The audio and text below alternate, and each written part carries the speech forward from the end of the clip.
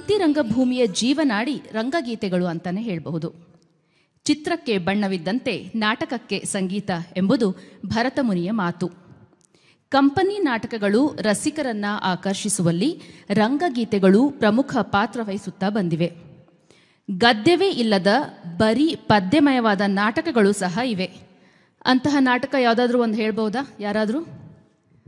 ಗೀತ ನಾಟಕಗಳು, ಇವುಗಳನ್ನು ಗೀತ ನಾಟಕಗಳು ಅಂತ ಹೇಳ್ತೀವಿ. ಅದಕ್ಕೆ ಉದಾಹರಣೆ ಪೂತಿ ನರಸಿಂಹಾಚಾರ್ಯ ಅವರ ಗೋಕುಲ ನಿರ್ಗಮನ. ಅದರಲ್ಲಿ ಬರೀ ಪದ್ಯಗಳೇ ಇವೆ. ವಿವಿಧ ಜಾನಪದ ಶೈಲಿಯ ಹಾಡುಗಳು, ವಚನಗಳು, ದಾಸರ ಪದಗಳು ಇವುಗಳ ಜೊತೆಗೆ ಶಾಸ್ತ್ರೀಯ ಸಂಗೀತದ ಆಧಾರದ ಮೇಲೆ ರಂಗಗೀತೆಗಳು ಮೆಚ್ಚುಗೆಯನ್ನು ಪಡೆದಿವೆ.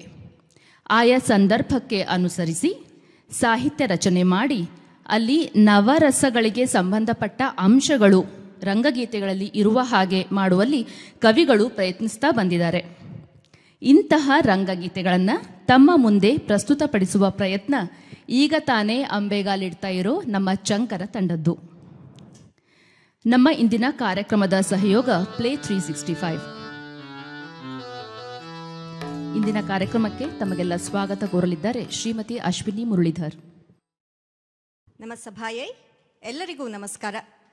ಚಂದನ ಕಲಾರಂಗ ಚಂಕರ ತಂಡ ಪ್ರಸ್ತುತಪಡಿಸುವ ಬನ್ನಿರಿ ಭಾಮೆಯರೆಲ್ಲ ರಂಗಗೀತೆಗಳ ಗಾಯನ ಹಾಗೂ ಕನ್ನಡ ರಂಗಭೂಮಿ ಬೆಳೆದು ಬಂದ ಹಾದಿಯ ಒಂದು ಕಿರುಪರಿಚಯ ಕಾರ್ಯಕ್ರಮಕ್ಕೆ ತಮ್ಮೆಲ್ಲರಿಗೂ ಆತ್ಮೀಯ ಸ್ವಾಗತ.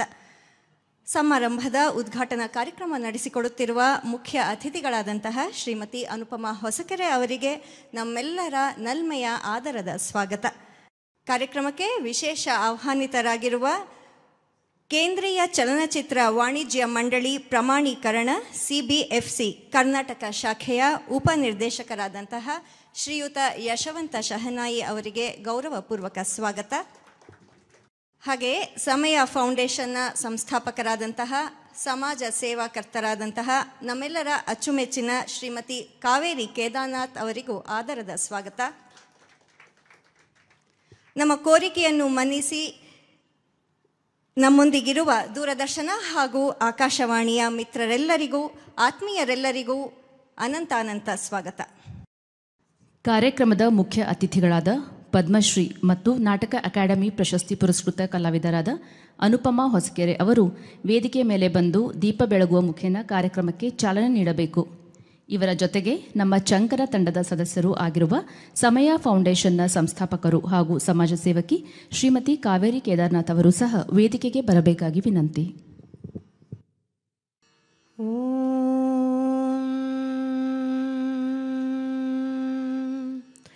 ಅಸತೋ ಮಾ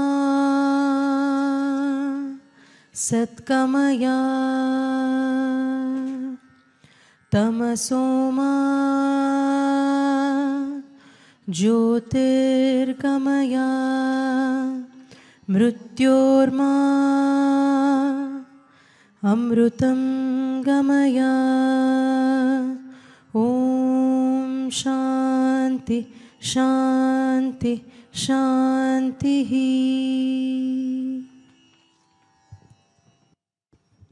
ಶ್ರೀಯುತ ನಾರಾಯಣ ಸ್ವಾಮಿ ಅವರು ಈಗ ಪ್ರಾಸ್ತಾವಿಕವಾಗಿ ಮಾತನಾಡಲಿದ್ದಾರೆ. ಅವರ ಬಗ್ಗೆ ಸಂಕ್ಷಿಪ್ತವಾಗಿ ಹೇಳ್ತೀನಿ. ಶ್ರೀಯುತ ವೀರನಾರಾಯಣ ಅವರು ವೃತ್ತಿಯಲ್ಲಿ ಪತ್ರಕರ್ತರು, ಕಿರುಚಿತ್ರ ಮತ್ತು ಸಿನಿಮಾ ನಿರ್ದೇಶಕರು ಕೂಡ ಹೌದು. ದೆಹಲಿ ಸೇರಿದಂತೆ ಕರ್ನಾಟಕದ ಹಲವೆಡೆ 15ಕ್ಕೂ ಹೆಚ್ಚು ನಾಟಕಗಳನ್ನು ಇವರು ನಿರ್ದೇಶಿಸಿದ್ದಾರೆ. ಡೆಲ್ಲಿ ನಗರ ಕಲಾವಿದರ ಸಂಘದ ಸಹ ಸಂಸ್ಥಾಪಕರಾಗಿದ್ದಾರೆ. ಇವರು ರಚಿಸಿದ ಬಿದುರಿನ ಚದುರೆ ನಾಟಕಕ್ಕೆ ಕರ್ನಾಟಕ ಸರ್ಕಾರದ ಪ್ರಶಸ್ತಿ ಲಭಿಸಿದೆ.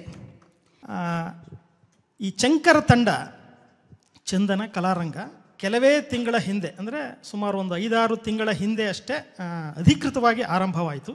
ಬಟ್ ಒಂದು 2-3 ವರ್ಷಗಳ ಹಿಂದಿನಿಂದ ನಾವು ಈ ಸಾಂಸ್ಕೃತಿಕವಾಗಿ ಕಲೆ, ಸಾಹಿತ್ಯ, ಸಿನಿಮಾ, ಸಂಗೀತ ಇವುಗಳಿಗೆ ಸಂಬಂಧಪಟ್ಟಂತೆ ಒಂದು ಸಂವಾದ, ಒಂದು ಪರ್ಫಾರ್ಮೆನ್ಸ್, ಈ ರೀತಿಯ ಒಂದು ಕಾರ್ಯಕ್ರಮಗಳನ್ನು ಮಾಡೋಣ ಅನ್ನುವ ಒಂದು ಅನೌಪಚಾರಿಕವಾಗಿ ನಾವು ಮಾತಾಡ್ತಾ ಇದು ಶುರು ಮಾಡಿದ್ದು. ನಾವು ಫಸ್ಟು ಒಂದು ನಾಟಕವನ್ನು ಅಭಿನಯ ಮಾಡೋಣ ಅಂತ ಶುರು ಮಾಡಿಕೊಂಡ್ವಿ. ಆದರೆ ಅದಕ್ಕೆ ಬೇಕಾದ ಸಂಪನ್ಮೂಲಗಳು ಮತ್ತು ನಮ್ಮ ಸಮಯ ಈ ಎಲ್ಲ ಕಾರಣಗಳಿಂದಾಗಿ ನಾವು ರಂಗಗೀತೆಗಳ ಪ್ರಸ್ತುತಿ ಮಾಡೋಣ ಅಂತ ಅಂದ್ಕೊಂಡ್ವಿ. 2 ತಿಂಗಳಲ್ಲಿ ನಾವು ಶುರು ಮಾಡಿದ 2 ತಿಂಗಳಲ್ಲಿ ಜನವರಿಯಲ್ಲಿ ಶುರು ಮಾಡಿದ್ದು, ಮಾರ್ಚ್ 27ಕ್ಕೆ ವಿಶ್ವ ರಂಗಭೂಮಿ ದಿನ ಆಚರಣೆ ಆಗುತ್ತೆ. Every year March 27. ಆ ದಿನ ಕೆಲವು ಕಾಲೇಜುಗಳಲ್ಲಿ ನಮಗೆ ಕೇಳಿದ್ರಿಂದಾಗಿ ನಾವು ಅವತ್ತು 2 ಕಾಲೇಜುಗಳಿಗೆ ಕೊಟ್ವಿ. ಮತ್ತು ಅದು ತುಂಬ ಚೆನ್ನಾಗಿ ಬಂತು ಅಂತ ಆ ಕಾಲೇಜಿನವರು ಮತ್ತು ಅಲ್ಲಿನ ಕಾರ್ಯಕ್ರಮದ ಎಲ್ಲ ಸಭಿಕರು ಹೇಳಿದ್ರಿಂದಾಗಿ ನಾವು ಅದನ್ನು ಮತ್ತಷ್ಟು ಇಂಪ್ರೂವೈಸ್ ಮಾಡಿ ಅದನ್ನು ಒಂದು ದಾಖಲೀಕರಣ ಮಾಡೋಣ. ಯಾಕೆಂತಂದರೆ ಈ ರಂಗಭೂಮಿಗೆ ಸಂಬಂಧಪಟ್ಟಂಥ ವಿಷಯಗಳು ನಮ್ಮ ಕನ್ನಡ ಸಾಹಿತ್ಯ ಮಾತ್ರವಲ್ಲದಿರ ಕನ್ನಡ ನಾಟಕ ಇತಿಹಾಸಕ್ಕೆ ಕೂಡ ಒಂದು ದಾಖಲೆಯಾಗಿ ಉಳಿಲಿ ಅನ್ನೋ ಕಾರಣದಿಂದಾಗಿ ಅದರ ಒಂದು ಪರಿಷ್ಕೃತ ರೂಪವನ್ನು ಇವತ್ತು ಪರ್ಫಾರ್ಮೆನ್ಸ್ ಮತ್ತು ರೆಕಾರ್ಡಿಂಗ್ ಎರಡೂ ಕೂಡ ಮಾಡ್ತಾ ಇದ್ದೇವೆ. ಕನ್ನಡ ನಾಟಕ ಮತ್ತು ರಂಗಭೂಮಿಯ ಒಂದು ಇತಿಹಾಸವನ್ನು ನಾವು ಗಮನಿಸಿದ್ರೆ ಇದು ಸಾವಿರಾರು ವರ್ಷಗಳ ಹಿಂದಕ್ಕೆ ಹೋಗುತ್ತೆ. ನಮ್ಮ ಸಾಹಿತ್ಯ ಚರಿತ್ರೆಯನ್ನು ಗಮನಿಸಿದ್ರೆ ಚರಿತ್ರಕಾರರು 17ನೇ ಶತಮಾನದ ಕೊನೆಯ ಭಾಗ ಅಂದರೆ 1680 ಸುಮಾರಿನಲ್ಲಿ ಮೈಸೂರು ಸಂಸ್ಥಾನದಲ್ಲಿದ್ದ ಸಿಂಗಾರಾರ್ಯ ಅನ್ನುವ ಒಬ್ಬ ಕವಿ ರಚಿಸಿದ ಮಿತ್ರವಿಂದ ಗೋವಿಂದ ಕನ್ನಡದ ಲಭ್ಯ ಇರುವ ಮೊದಲ ಕೃತಿ ಅಂತ ಹೇಳ್ತಾರೆ. ಆದರೂ ಕೂಡ ನಮ್ಮ ಜಾನಪದ ಮತ್ತು ಆಡು ಪರಂಪರೆಯಲ್ಲಿ ನಾಟಕ ರಂಗಭೂಮಿ ಅನ್ನೋದು ತುಂಬ ತುಂಬ ಹಳೆಯದು. ನಮ್ಮ ಭಾರತೀಯ ರಂಗಭೂಮಿಯನ್ನೇ ತಗೊಂಡ್ರೆ ಶಿವನಿಂದಲೇ ನಮ್ಮ ರಂಗಭೂಮಿ ಶುರುವಾಗುತ್ತೆ. ಶಿವ ಯಾವಾಗ ಭೂಮಿಯನ್ನೇ ಅವನು ವಾದ್ಯವನ್ನು ಮಾಡಿಕೊಂಡು ನರ್ತನವನ್ನು ತಾಂಡವ ನೃತ್ಯವನ್ನು ಶುರು ಮಾಡ್ತಾನೋ ಅಲ್ಲಿಂದಲೇ ನಮ್ಮ ನಾಟಕ ಶುರುವಾಗುತ್ತೆ. ಹೀಗಾಗಿ ಭರತನ ನಾಟ್ಯಶಾಸ್ತ್ರದಲ್ಲಿ ಕೂಡ ಶಿವನನ್ನು ಸ್ತುತಿಸಿದ ಒಂದು ಶ್ಲೋಕ ಏನಿದೆ ಅದನ್ನು ನೃತ್ಯ ಮತ್ತು ರಂಗಭೂಮಿ ಎರಡಕ್ಕೂ ಕೂಡ ಆದಿ ಶ್ಲೋಕವಾಗಿ ಈಗಲೂ ಕೂಡ ಹೇಳ್ತಾ ನಾವು ಬಂದಿದ್ದೇವೆ. ಸಾವಿರಾರು ವರ್ಷಗಳ ಇತಿಹಾಸ. ನಮ್ಮಲ್ಲಿ ಕೃಷ್ಣನಾಟ ಇದೆ, ರಾಧಾನಾಟ ಇದೆ, ಬಯಲಾಟ ಇದೆ, ಮತ್ತು ಈವನ್ ಯಕ್ಷಗಾನ ಇವೆಲ್ಲವೂ ಕೂಡ ರಂಗಭೂಮಿಯ ಬೇರೆ ಬೇರೆ ಪ್ರಕಾರಗಳು. ಮತ್ತು ಸಂಸ್ಕೃತದ ಮತ್ತು ಕನ್ನಡದ ರಂಗಭೂಮಿಯ ಒಂದು ವಿಶೇಷತೆ ಏನಂತಂದರೆ ಸಂಸ್ಕೃತದಲ್ಲಿ ಬರೆದಿರುವಂಥ ನಾಟಕಗಳು ಕೃತಿಗಳು ರಿಟನ್ ಸ್ಕ್ರಿಪ್ಟ್ ತುಂಬ ಸಾವಿರಾರು ವರ್ಷಗಳ ಹಿಂದಕ್ಕೆ ಹೋದರೆ ಕನ್ನಡದಲ್ಲಿ ರಿಟರ್ನ್ ಸ್ಕ್ರಿಪ್ಟ್ ನಮಗೆ 17ನೇ ಶತಮಾನದಲ್ಲಿ ಸಿಕ್ಕಿದ್ರೂ ಕೂಡ ಆಡುವ ನಾಟಕ ತುಂಬ ಹಿಂದಿನಿಂದಲೂ ಇತ್ತು. ಅಂದರೆ ಅವರಲ್ಲಿ ರಿಟರ್ನ್ ಸ್ಕ್ರಿಪ್ಟ್ ಇತ್ತು ಸಂಸ್ಕೃತದಲ್ಲಿ, ಬಟ್ ಆಡಿದ ದಾಖಲೆಗಳು ಕಡಿಮೆ. ನಮ್ಮಲ್ಲಿ ಆಡಿದ ದಾಖಲೆಗಳು ಹೇರಳವಾಗಿ ಸಿಗ್ತವೆ. ಇದು ಒಂದು ವಿಶೇಷತೆಯನ್ನು ನಾವು ಗಮನಿಸಬೇಕು. ಇವತ್ತಿನ ಕಾರ್ಯಕ್ರಮದಲ್ಲಿ ನಾವು ಪ್ರಾತಿನಿಧಿಕವಾಗಿ ಅಂದರೆ ಬೇರೆ ಬೇರೆ ರಂಗಭೂಮಿ, ಜಾನಪದ ರಂಗಭೂಮಿ, ಸಾಮಾಜಿಕ ವೃತ್ತಿ ರಂಗಭೂಮಿ, ಹವ್ಯಾಸಿ, ಮಕ್ಕಳ ರಂಗಭೂಮಿ ಮತ್ತು ಸಂಗೀತ ನಾಟಕ, ನಾವೇನು ಅಪೇರ ಅಂತ ಹೇಳ್ತೀವಿ, ಆ ವಿವಿಧ ಪ್ರಕಾರದ ರಂಗಭೂಮಿಯ ಪ್ರಾತಿನಿಧಿಕವಾದ ಗೀತೆಗಳನ್ನು 14 ಗೀತೆಗಳನ್ನು ಆಯ್ಕೆ ಮಾಡಿಕೊಂಡು ಈಗ ಪಡಿಸ್ತಾ ಇದ್ದೇವೆ. ಬರೀ ಗೀತೆಯ ಪ್ರಸ್ತುತಿ ಅಲ್ಲ, ಅದರ ಜೊತೆಗೆ ರಂಗಭೂಮಿ ಹೇಗೆ ಅದು ಬೆಳವಣಿಗೆ ಆಗ್ತಾ ಬಂತು ಬೇರೆ ಬೇರೆ ಕಾಲಘಟ್ಟದಲ್ಲಿ ಅನ್ನುವುದರ ಒಂದು ಸಣ್ಣ ವಿವರಣೆ ಕೂಡ ಗೀತೆಯ ಜೊತೆಗೆ ಇರುತ್ತೆ. ಮತ್ತು ಈ ಒಂದು ಕ್ರಮ ಇದೆಯಲ್ಲ, ಇದು ನಾವೇನು ಟೈಮ್ ಲೈನಲ್ಲಿ ಅಂತಂದರೆ ಕಾಲಾನುಕ್ರಮಣಿಕೆ ಅಂತ ಹೇಳ್ತೀವಲ್ಲ, ಆ ಒಂದು ಆರ್ಡರಲ್ಲೇನು ನಾವು ಇಟ್ಟಿಲ್ಲ. ಅದು ಜಿಗ್ಜಾಗ್ ರೀತಿಯಲ್ಲೇ ಇದೆ. ಯಾಕೆಂತಂದರೆ ನಾವು ಗೀತೆಯ ಪ್ರಕಾರಕ್ಕೆ ಒತ್ತು ಕೊಟ್ಟು ಆ ಒಂದು ಕ್ರೊನಾಲಜಿಕಲ್ ಆರ್ಡರನ್ನು ಬೇರೆ ರೀತಿಯಲ್ಲಿ ಇಟ್ಕೊಂಡಿದ್ದೇವೆ. ಸೊ ಆ ಒಂದು ನಮ್ಮ ಗೀತೆಯ ಪ್ರಕಾರದಲ್ಲಿ ನಾವು ಹೇಳುವಾಗ ಇನ್ನಷ್ಟು ವಿವರಗಳು ಬರೋದರಿಂದಾಗಿ ನನ್ನ ಪ್ರಾಸ್ತಾವಿಕವನ್ನು ಇಲ್ಲಿಗೆ ಸಂಕ್ಷಿಪ್ತಗೊಳಿಸ್ತೇನೆ. ಮತ್ತು ಇದು ಕೇವಲ ಒಂದು ಪ್ರಾತಿನಿಧಿಕ ಅಷ್ಟೇ. ಯಾಕೆಂತಂದರೆ ಸಾವಿರಾರು ವರ್ಷಗಳ ಬೃಹತ್ ರಂಗಭೂಮಿಯ ಇತಿಹಾಸ ಇರುವಂತಹ ಒಂದು ಭಾಷೆಯ ಇತಿಹಾಸವನ್ನು ನಾವು ಕೇವಲ 70 ನಿಮಿಷದಲ್ಲಿ ಕಟ್ಕೊಡ್ತೀವಿ ಅನ್ನೋದಂತೂ ತುಂಬ ದೂರದ ಮಾತು. ಸೊ ನಮ್ಮದೊಂದು ಸಿಂಹಾವಲೋಕನ ಕ್ರಮ, ಒಂದು ಭಾಗ ಅಷ್ಟೇ, ಒಂದು ಇಣುಕು ನೋಟ ಅಷ್ಟೇ ಇದು. ಸೊ ತಾವೆಲ್ಲರೂ ಇದನ್ನು ನೋಡಿ ಖುಷಿ ಪಡ್ತೀರಿ ಅಂತ ಅಂದ್ಕೊಂಡಿದ್ದೀನಿ. ತಮ್ಮ ಸಲಹೆ ಸೂಚನೆಗಳನ್ನು ಕೂಡ ನಮಗೆ ಕೊಟ್ಟರೆ ನಾವು ಅದನ್ನು ಮತ್ತಷ್ಟು ಪರಿಷ್ಕರಿಸೋದಕ್ಕೆ ಸಹಾಯ ಆಗುತ್ತೆ ಅಂತ ಹೇಳ್ತಾ ಎಲ್ಲರೂ ಕಾರ್ಯಕ್ರಮ ಕೊನೆಯವರೆಗೂ ಇದ್ದು ವೀಕ್ಷಿಸಬೇಕು ಅಂತ ಕೇಳ್ಕೊಳ್ತೇನೆ. ನಮಸ್ಕಾರ. ಇನ್ನೊಂದು ಮಾತು ಮರೆತಿದ್ದೆ, ನಮ್ಮ ಜೊತೆ ಇವತ್ತು ತುಂಬ ದೊಡ್ಡ ಕಲಾವಿದರಿದ್ದಾರೆ. ಬೊಂಬೆಯಾಟ ಕ್ಷೇತ್ರದಲ್ಲಿ ಅಂತಾರಾಷ್ಟ್ರೀಯ ಮಟ್ಟದಲ್ಲಿ ಸಾಧನೆ ಮಾಡಿರೋರಿದ್ದಾರೆ. ಪದ್ಮಶ್ರೀ ಪುರಸ್ಕೃತರು, ಕೇಂದ್ರ ಸಂಗೀತ ನಾಟಕ ಅಕಾಡೆಮಿ ಪುರಸ್ಕೃತರು. ಅವರು ಈ ಕಾರ್ಯಕ್ರಮಕ್ಕೆ ಬಂದಿರೋದು ನಮಗೆ ತುಂಬ ಖುಷಿ ತಂದಿದೆ. ನಮಸ್ಕಾರ. ಈಗ ಕಾರ್ಯಕ್ರಮದ ಮುಖ್ಯ ಅತಿಥಿಗಳ ಕಿರುಪರಿಚಯ ಹಾಗೂ ಚಂಕರ ತಂಡದಿಂದ ಅವರಿಗೆ ಗೌರವ ಸಮರ್ಪಣೆ. ಭಾರತ ಸರ್ಕಾರದ ಪ್ರತಿಷ್ಠಿತ ಪದ್ಮಶ್ರೀ ಪುರಸ್ಕೃತರು, ಸಂಗೀತ ನಾಟಕ ಅಕಾಡೆಮಿ ಪ್ರಶಸ್ತಿ ಭಾಜನರೂ ಆದ ಶ್ರೀಮತಿ ಅನುಪಮಾ ಹೊಸಕೆರೆ ಅವರು ಬೊಂಬೆಯಾಟ ಕಲಾ ಪ್ರಕಾರದಲ್ಲಿ ಅಂತಾರಾಷ್ಟ್ರೀಯ ಮಟ್ಟದ ಕಲಾವಿದರಾಗಿದ್ದಾರೆ. ಕೇಂದ್ರ ಸಂಸ್ಕೃತಿ ಸಚಿವಾಲಯದಿಂದ ಸೀನಿಯರ್ ರಿಸರ್ಚ್ ಫೆಲೋಶಿಪ್ ಪಡೆದಿರುವ ಇವರು ಪಾರಂಪರಿಕ ಬೊಂಬೆಯಾಟ ಕಲಾ ಪ್ರಕಾರಕ್ಕೆ ಆಧುನಿಕತೆಯ ಸ್ಪರ್ಶ ನೀಡುವಲ್ಲಿ ಮಹತ್ತರ ಕೊಡುಗೆ ನೀಡಿದ್ದಾರೆ. ಧಾತು ಪಪೆಟ್ ಥಿಯೇಟರ್ಸ್ನ ಸಂಸ್ಥಾಪಕ ನಿರ್ದೇಶಕರೂ ಆದ ಇವರು ಬೊಂಬೆಯಾಟದ ಮೂಲಕ ಪ್ರಾಚೀನ ಭಾರತೀಯ ಪರಂಪರೆ, ಸಂಪ್ರದಾಯ, ಸಂಸ್ಕೃತಿ, ಮೌಲ್ಯಗಳ ಸಂರಕ್ಷಣೆ, ಪೋಷಣೆ ಹಾಗೂ ಪ್ರಸಾರದಲ್ಲಿ ಮಹತ್ತರ ಕೊಡುಗೆ ನೀಡುತ್ತಿದ್ದಾರೆ. ಬೊಂಬೆಯಾಟದ ರಂಗಭೂಮಿ ವಿನ್ಯಾಸ, ಬೊಂಬೆಗಳ ತಯಾರಿಕೆ, ಸ್ಕ್ರಿಪ್ಟ್ ರಚನೆ, ಸಂಗೀತ ಸಂಯೋಜನೆ, ಬೆಳಕು ಮತ್ತು ಧ್ವನಿ ವಿನ್ಯಾಸ ಸೇರಿದಂತೆ ಬೊಂಬೆಯಾಟದ ಎಲ್ಲ ವಿಭಾಗಗಳಲ್ಲೂ ವ್ಯಾಪಕ ಅನುಭವ ಹೊಂದಿರುವ ಇವರು ಪ್ರತಿ ವರ್ಷ ಬೆಂಗಳೂರಿನಲ್ಲಿ ಧಾತು ಅಂತಾರಾಷ್ಟ್ರೀಯ ಬೊಂಬೆಯಾಟ ಉತ್ಸವ ನಡೆಸುತ್ತಿದ್ದಾರೆ. ದೇಶದ ಹಲವು ನಗರಗಳಲ್ಲಿ ಹಾಗೂ France, Belgium, Morocco, America, China ಸೇರಿದಂತೆ ವಿವಿಧ ಅಂತಾರಾಷ್ಟ್ರೀಯ ಬೊಂಬೆಯಾಟ ಉತ್ಸವಗಳಲ್ಲೂ ಪ್ರದರ್ಶನವನ್ನು ನೀಡಿದ್ದಾರೆ. ಭರತನಾಟ್ಯ ತರಬೇತಿಯನ್ನು ಪಡೆದಿರುವ ಅನುಪಮಾ ಹೊಸಕೆರೆ ಅವರು ಕ್ಯಾಲಿಫೋರ್ನಿಯಾದ ಕ್ಯಾಲ್ ಸ್ಟೇಟ್ ಯೂನಿವರ್ಸಿಟಿಯಿಂದ ಎಲೆಕ್ಟ್ರಿಕಲ್ ಮತ್ತು ಕಂಪ್ಯೂಟರ್ ಎಂಜಿನಿಯರಿಂಗ್ ಹಾಗೂ ಕಮ್ಯುನಿಕೇಷನ್ ಎಂಜಿನಿಯರಿಂಗ್ನಲ್ಲಿ ಸ್ನಾತಕೋತ್ತರ ಪದವಿಗಳನ್ನು ಪಡೆದಿದ್ದಾರೆ. ಸಂಸ್ಕೃತಿ ಕುರಿತ ಕೇಂದ್ರೀಯ ಸಲಹಾ ಮಂಡಳಿ CABCಯ ಸದಸ್ಯರೂ ಆದ ಅನುಪಮಾ ಹೊಸಕೆರೆ ಅವರು ಕೇಂದ್ರ ಸಂಸ್ಕೃತಿ ಸಚಿವಾಲಯದ ಸಲಹೆಗಾರರಾಗಿದ್ದಾರೆ. ಅಲ್ಲದೆ ಸಂಗೀತ ನಾಟಕ ಅಕಾಡೆಮಿಯ ಪಪೆಟ್ರಿ ಸೆಲ್, ಕರ್ನಾಟಕ ಬಯಲಾಟ ಅಕಾಡೆಮಿ ಮತ್ತು ಚೆನ್ನೈನ ಕಲಾಕ್ಷೇತ್ರ ಪ್ರತಿಷ್ಠಾನದ ಸಮಿತಿ ಸದಸ್ಯರೂ ಆಗಿದ್ದಾರೆ. ಅವರಿಗೆ ನಮ್ಮ ಚಂಕರ ತಂಡದ ಪರವಾಗಿ ಈಗ ಒಂದು ಕಿರು ಸನ್ಮಾನ.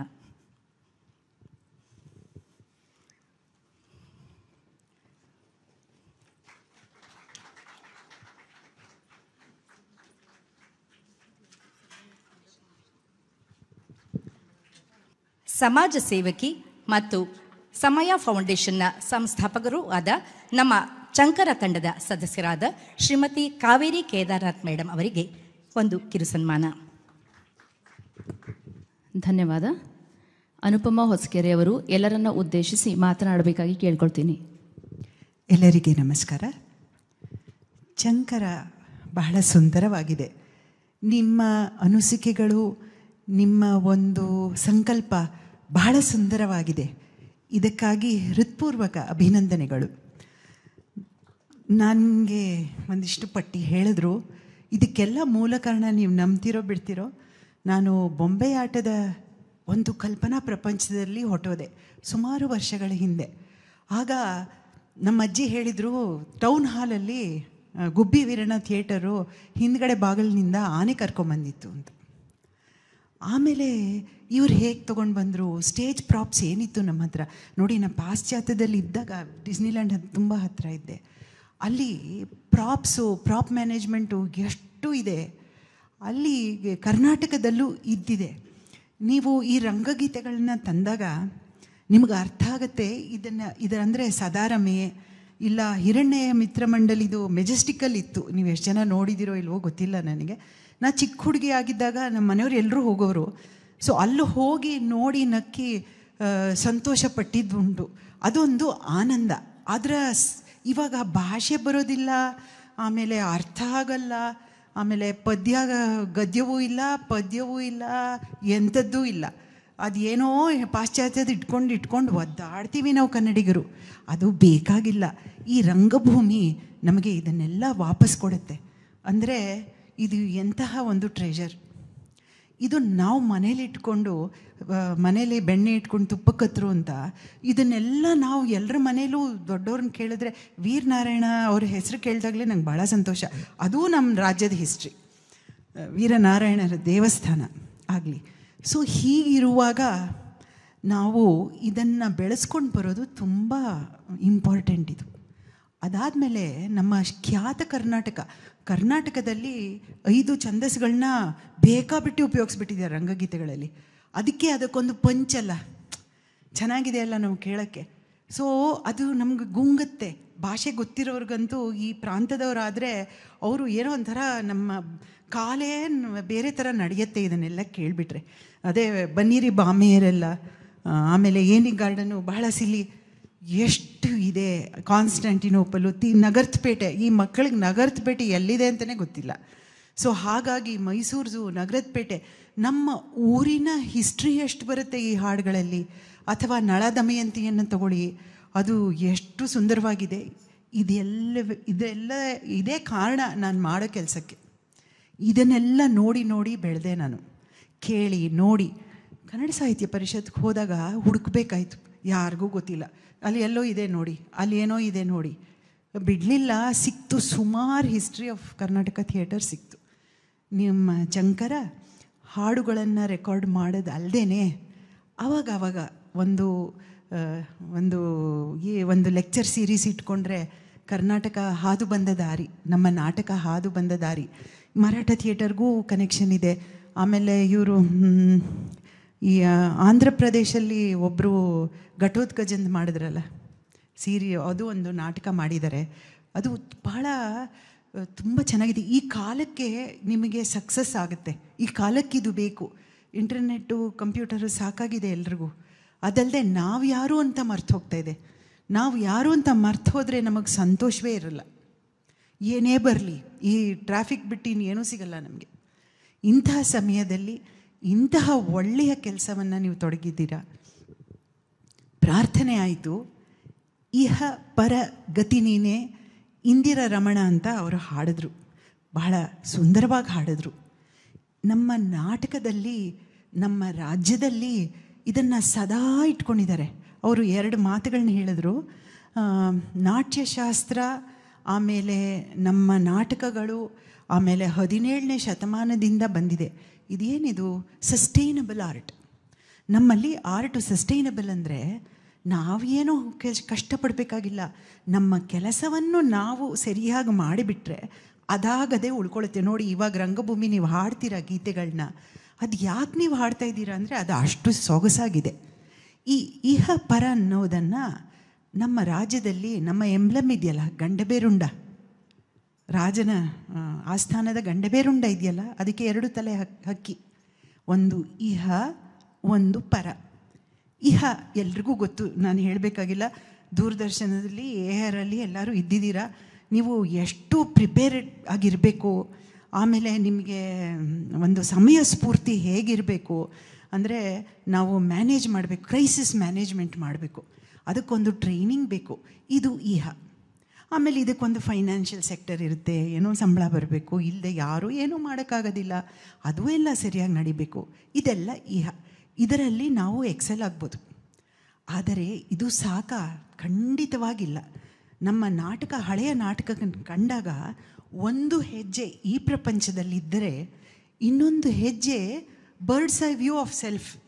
ನಾನು ಯಾರು, ಇದು ಯಾತಕ್ಕೋಸ್ಕರ ಮಾಡ್ತಾಯಿದ್ದೀನಿ, ನಾನು ಇವತ್ತು ಇದನ್ನು ಮಾಡಿದ್ರೆ ಇನ್ನು 20 ವರ್ಷಕ್ಕೆ ನಾನು ಏನಾಗಬಲ್ಲೆ ಅಂದಾಗ ಪರಮಾನಂದಕ್ಕೆ ಕರ್ಕೊಂಡು ಹೋಗುತ್ತೆ. ಆರ್ಟಿಸ್ಟ್ಗಳಿಗೆ ಯಾಕೆ ಪೂಜನೀಯ? ರಾಜರು ಅವ್ರ ಬಗ್ಗೆ ಏನೋ ಮಾತಾಡ್ತಾರೆ ಅಂತ ಅವ್ರನ್ನ ನೋಡ್ಕೊಳ್ಳೋರು ಅಷ್ಟೇ ಅಲ್ಲ, ಎಲ್ಲರಿಗೂ ಆನಂದ ಹಂಚ್ತಾರೆ. ಒಂದು ಕಲಾವಿದ ಪ್ರಪಂಚಕ್ಕೆ ತಾನು ಏನಾರೂ ಆಗಲಿ, ಕಷ್ಟವೋ ನಷ್ಟವೋ, ನನಗಿಲ್ಲಿ ತನಕ ನಮ್ಮ ಎಕ್ಸ್ಪೀರಿಯನ್ಸೇ ಬೇರೆ. ಇದು ಗಂಧರ್ವಲೋಕ ಅಂಶದಿಂದ ಹುಟ್ಟು ಬಂದರೆ ಕಲಾವಿದರಾಗ್ತಾರೆ. ಅವ್ರಿಗೆ ಈ ಆರ್ಟಿಸ್ಟಿಕ್ ಈ ಪ್ರಪಂಚದ್ದಲ್ಲ, ಆದರೆ ಆನಂದ ಅದಕ್ಕೆ ಸಾಟಿ ಇಲ್ಲ.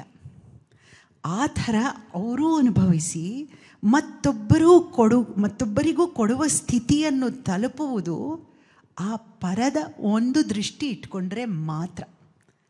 ಇಲ್ಲೇ ಇದ್ದರೆ ಬೋರಿಂಗ್. ಒಂದು ನಾಟಕ ನಾವು ಯಾಕೆ 10 ಸತಿ ನೋಡ್ತೀವಿ, ಯಾಕೆ ಇನ್ನೊಂದು ಸತಿ ಹೋಗಿ ನೋಡ್ತೀವಿ?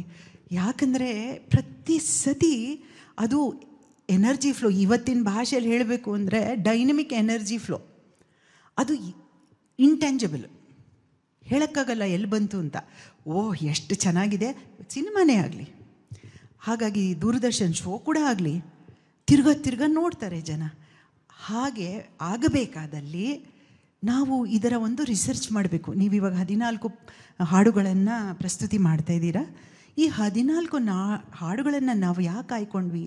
ಅದರ ರಾಗ, ತಾಳ, ಅದರ ಒಂದು ಕಂಟೆಂಟ್ ಏನು ಬರೆದಿದ್ದಾರೆ, ಯಾವ ನಾಟಕದ್ದಿದು ಅಂತ ಯೋಚನೆ ಮಾಡಿದಾಗ ಅಲ್ಲಿ ಒಂದು ದೃಷ್ಟಿ ಹಾರಿಸಬೇಕು ನಾವು. ಇಲ್ಲಿ ಆಗಲಿ, ಇಲ್ಲಿ ಅಧಿಕವಾಗಿ ಸಕ್ಸಸ್ ಆಗಲಿ. ಈ ಆಗಿರೋ ಸಕ್ಸಸ್ಸನ್ನು ಅನುಭವಿಸಿ ಆನಂದಿಸೋಕ್ಕೆ ಅದನ್ನು ಮರಿಬಾರ್ದು. ಈ ಕಾಲದಲ್ಲಿ ಅದನ್ನು ಮರ್ತಿದ್ದಾರೆ. ಏನು ನೋಡಿದ್ರು ಬರೀ ಒಂದು ರೀಲಲ್ಲಿ ನಡೀತಾ ಇದೆ ಪ್ರಪಂಚ. ಈ ಪ್ರಪಂಚಕ್ಕೆ ನೀವು ಇಂತಹ ಕೊಡಕ್ಕೆ ಬಂದಿದ್ದೀರಾ. ಇದು ಬಹಳ ಮೆಚ್ಚಬೇಕು, ಎಲ್ಲರೂ ಮೆಚ್ಚಬೇಕು. ನಿಮಗೆ ಅಭಿವೃದ್ಧಿ ಆಗಲಿ, ಇನ್ನೂ ದೊಡ್ಡದಾಗಿ ಬೆಳೆಯಲಿ. ನೀವು ಎಲ್ಲ ಕಡೆ ಹೋಗಿ ನಮ್ಮ ರಾಜ್ಯದ ರಂಗಗೀತೆಗಳನ್ನು ಎಲ್ಲರಿಗೂ ಆ ರಸದ ಸವಿರುಚಿಯನ್ನು ಪ್ರತಿಯೊಬ್ಬ ಕನ್ನಡಿಗನಿಗೂ ಹಂಚುವ ಹಾಗೆ ಆಗಿ ನಿಮಗೆ ಅನುಕೂಲವಾಗಲಿ ಅಂತ ಹಾರೈಸಿ, ಇಂತಹ ಸುಂದರವಾದ ಕಾರ್ಯಕ್ರಮಕ್ಕೆ ನನ್ನನ್ನು ಆಹ್ವಾನಿಸಿದ್ದಕ್ಕಾಗಿ ಎಲ್ಲರಿಗೂ, ತಂಡದ ಎಲ್ಲರಿಗೂ ನಮಸ್ಕಾರಗಳು, ಧನ್ಯವಾದ.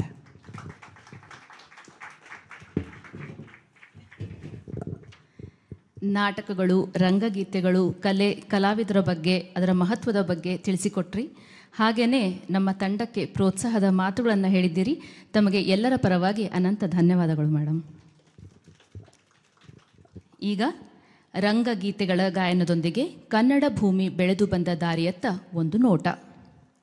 ಇಂದಿನ ಕಾರ್ಯಕ್ರಮದ ಸಹಯೋಗ ಪ್ಲೇ 365. ಪ್ಲೇ 365 ಇವ್ರದ್ದು ಬ್ಯಾಡ್ಮಿಂಟನ್ ಮತ್ತು ಫುಟ್ಬಾಲ್ ಕೋರ್ಟ್ ಇದೆ ಬೆಂಗಳೂರಿನ ಅಲ್ಲಿ ಕೋಚಿಂಗ್ ಕೂಡ ಇರುತ್ತೆ. ಇದರ ಸದುಪಯೋಗ ಪಡೆದುಕೊಳ್ಬೇಕು. ಈಗ ಕಾರ್ಯಕ್ರಮ ಬನ್ನಿರಿ ಭಾಮೆಯರೆಲ್ಲ.